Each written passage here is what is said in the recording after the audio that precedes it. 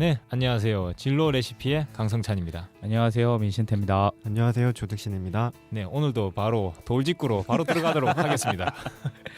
저희가 오늘 준비한 미래 직업 세계는요, 약물 남용 행동장애 상담사라는 직업입니다. 그러니까 뭔가 굉장히 좀 확 와닿진 않네요. 예, 그렇죠. 와닿진 않는데 약물 남용 행동장애 상담사라니까 그닥 이렇게 좀 어떻게 보면 사회복지사의 연장선인데 좀 더 어떤 한 분야나 이런 부분에 전문화 되시는 분들이 이제 미국에서는 굉장히 좀 각광을 받는다고 해요. 그러니까 경제가 발전되고 그리고 또 스트레스가 많고 그리고 요즘 뭐 예를 들자면 미국 같은 경우에는 지금 마리아나가 한 50% 인구의 한 50% 정도가 이미 경험을 한 적이 있고 그리고 또 일부 이제 주에서는 그게 이제 판매가 자유화된 상황이기 때문에 그러니까 좀 뭐라 그럴까요? 오늘 방송은 좀 조심스럽긴 한데 그러니까 어떤 남용 그래서 이제 어떤 중독 이런 부분에 대해서 저희들이 생각하는 것보다 더 많은 분들이 이런 어떤 약물 남용이라든지 행동 장애를 겪고 계시기 때문에 그러니까 뭐 어떻게 볼까요? 이제 미래 직업 세계긴 한데 이렇게 나쁜 요인으로 이제 수요가 증가하는 거죠. 그런 이유 때문에 이런 직업이 생길 것이다라고 하는 내용이라. 근데 이미 이런 직업도 다 부분적이지만 우리나라에 충분히 있잖아요. 그쵸. 여기서 이게 이름이 이제 약물 남용 행동 장애 상담사라고 하니까 조금 와닿지가 않지만 그렇죠. 여기서 이제 그 다루는 카테고리가 술, 그렇죠. 마약, 예. 도박, 담배, 예. 이런 뭐 섭식 장애 이런 문제로 인해서 고통받는 분들이 이제 그걸 이겨낼 수 있도록 도와주는 역할을 하는 게 그렇죠. 뭐 요즘 상담사인데 불면증 시달리시는 분들도 많아서 그 수면제 중독 그렇죠.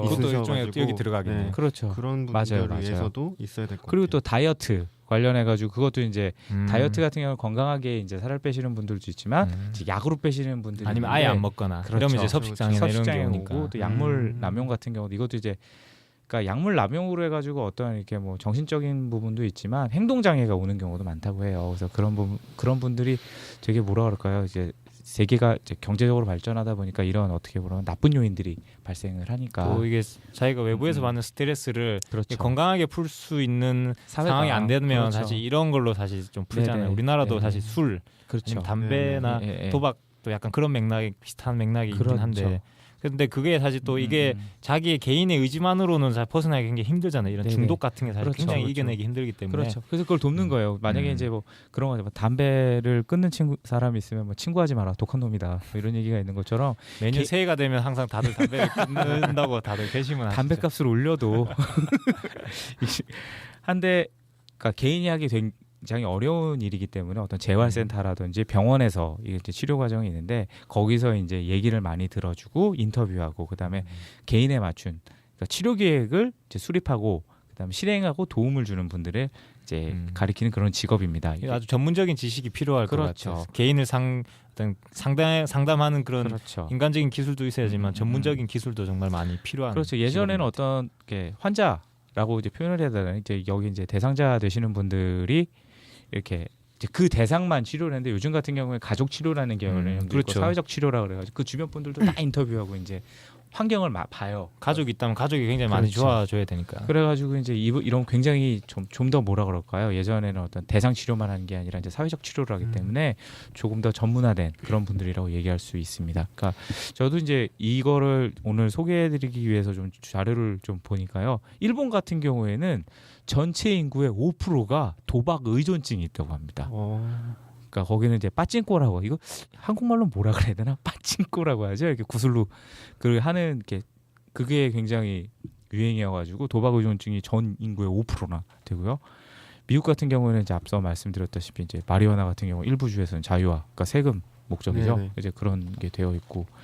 그래서 이제 우리나라 같은 경우는 우리나라는 지금 가장 이제 약물 남용이나 이런 부분에서 이제 가장 어떻게 원인이 되는 게 술, 예, 알코올. 여기 보면 뭐 술, 마약, 뭐 담배, 도박 이렇게 큰 게 보면 이런 네네. 것들이 있는데 아마 우리나라 같은 경우는 술일 것 같아요. 일단 예. 마약은 사실 예. 워낙 접근하기도 쉽지 그렇죠. 않고 술 아니면 담배 예. 뭐 이럴 것 같아요.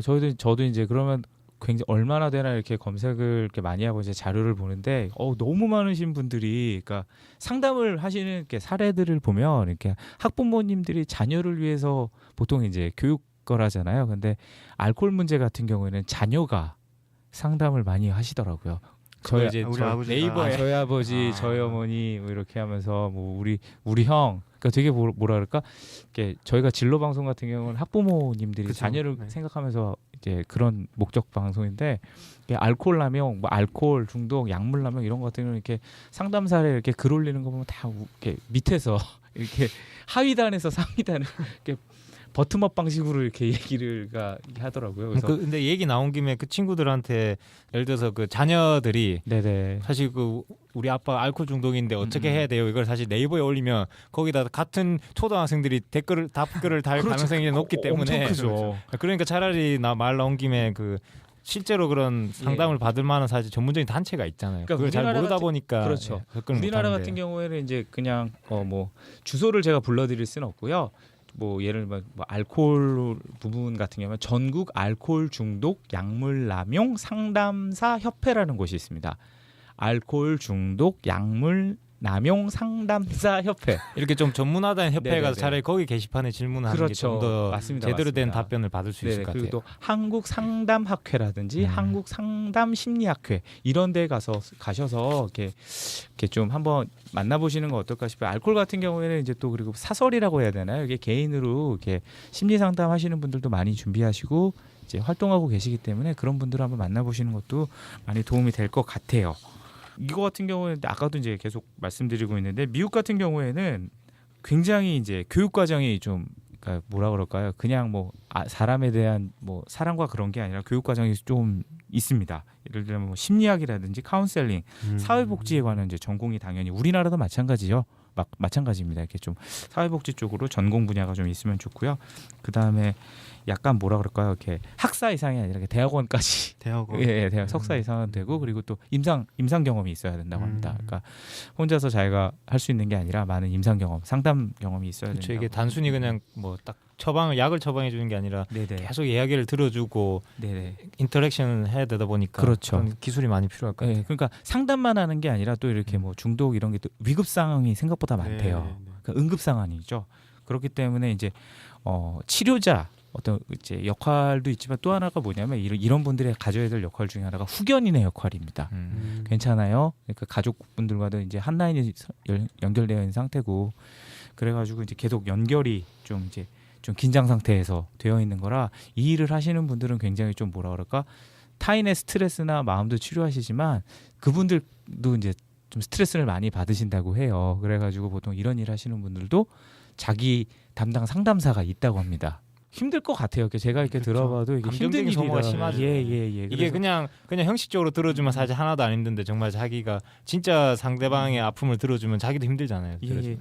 그리고 또 이제 보통 이제 그 다음으로 이제 말씀드릴 것 중에 하나가 이제 약물 남용이라든지 행동 장애 같은 경우 이제 법적인 문제가 좀 많이 있다고 합니다. 예를 들자면 뭐 부모의 이혼이라든지 뭐 폭력 뭐 이런 것도 좀 연계되는 것들이 있어서 이런 상담하시는 분들이 법률가와 법 쪽에 계시는 변호사분들이랑도 굉장히 좀 긴밀하게 일을 하는 경우가 많다고 합니다. 그래서 좀 안 좋은 이유로 이제 장래성이라는 단어를 써야 되나요? 이럴 때, 그러니까 미래 직업 세계에서 이제 있는 건데 어떻게 뭐라 그럴까요? 좀 아픈 분들에 대해서 좀 따뜻한 시선을 가지시는 분들이 이런 일을 하시면 그게 좀 어떨까 싶습니다. 어쨌든 뭐 유토피아가 아닌 이상 어느 사회나 이런 스트레스나 이런 것들이 항상 존재하기 때문에 네네. 거기서 좀 그 스트레스에 환경적으로 취약해서 이런 중독에 빠지는 분들도 분명히 있으니까 그렇죠. 그런 분들을 위한 분들 치료할 수 있는 분들도 반드시 있어야 되니까 이런 그렇죠. 분들도 존재할 필요가 충분히 있을 것 같아요. 그리고 무엇보다 이런 직업을 가지려면 정말 그 상대방에 대한 애정을 그렇죠. 가지고 있는 관심. 분들이 해야 될 그냥 것 같아요. 그는. 성적대가 인간에 대한 그렇죠. 애정? 예. 성적대고 심리학하면 멋있을 것 같아 가서 했지만 이건 제가 봐서 이건 진짜 뭐라 그럴까 이게 소명의식이 있지 않고서는 그렇지 굉장히 힘들 것 진짜 같아요. 힘들 거예요. 감정적으로 정말 힘들 것 같아요. 근데 이제 지금까지는 저희가 했던 게 어떤 복용용 중독이었죠. 술 뭐 이런 거 이렇게 환각제 그런 분들을 했는데 지금 들으시는 청소년 분들은 빨리 방송을 꺼주시기 바랍니다. 게임 중독이 또 요즘 굉장히 환자들이 늘고 있다고 해요. 근데 제가 봤을 때 어른들에게 술과 담배가 있다면 청소년들에게는 게임도 그냥 게임이. 같은 역할인 것 같아요. 단지 그냥 그 나이 때 술에 접근할 수가 없다 보니까 예. 그 정말 스트레스 많이 받잖아요. 어른들처럼 학생들도 그 그렇죠. 스트레스를 풀 게 없잖아요. 그러다 그렇죠. 보니까 그냥 게임을 하는 거지. 그래서 게임 중독 같은 경우에도 그러니까 약물 남용이라든지 행동장애 상담사의 이제 이렇게 상담 대상이라고 합니다. 그리고 이제 또 요즘 이렇게 이제 조금씩 발생하고 있는 것 중에 하나가 이제 카페인 중독이라고 하죠. 그러니까 예를 들면 요즘 이렇게 무슨 보통 인터넷에서 이제 검색되는 각성 음료라고 하는 거 있잖아요. 뭐 모모불 이거는 제가 될 수가 없어요. 뭐 모모불, 뭐 모모식스 뭐 이런 것들이 있는데 아식스? 그런 음료들 같은 경우 예를 들을 많이 먹는 친구들 같은 경우도 이렇게 행동 장애가 아직 뭐 딱 나온 건 아닌데 그거 다 뭐 카페인 중독이라고 얘기하시는 분들도 계시더라고요. 그래서 그런 분들도 있으니까 음식이라든지 뭔가 한계에 너무 꽂히시는 것도 좀 자제를 부탁드립니다. 네, 뭐 저희는 팀장님은 뭐 중독된 거 없으시죠? 아, 저는 뭐 없습니다. 저는 뭔가 빠져본 적이 없는 것 같아요. 삶에서. 이참에 한번 저랑 강원도 정선 하실까요? 집문서 가져오시고요. 저희 내일 뵙겠습니다. 그럼 오늘 여기까지 하도록 하겠습니다. 감사합니다. 감사합니다.